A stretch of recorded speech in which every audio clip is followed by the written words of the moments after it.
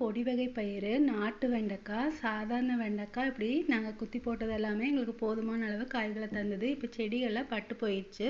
அதனால் நான் மறுபடியும் வெண்டைக்காய், பயிறு எல்லாம் குத்தி போட்டிருக்கேன். இடையில மரவள்ளிக்கிழங்கு தண்டுகளும் வச்சுருக்கேன். செடி வகை தட்டைப்பயிறு, சொரக்காய், பாவக்காயும் கூடி நான் முளைக்க போட்டிருந்தேன். அது எல்லாமே முளைச்சிருச்சு. இதுக்கு முன்னாடி வச்ச மரவள்ளி தண்டுகளில் ஓரளவுக்கு பெருசாகிடுச்சு.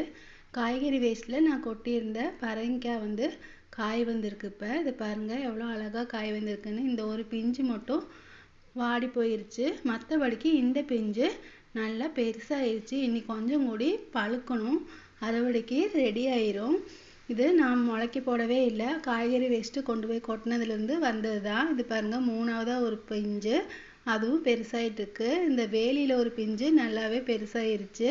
இந்த பதிவு உங்களுக்கு பிடிச்சிருச்சுன்னா லைக் அண்ட் ஷேர் பண்ண மறந்துடாதீங்க. தொடர்ந்து வீடியோக்களை பாருங்கள்.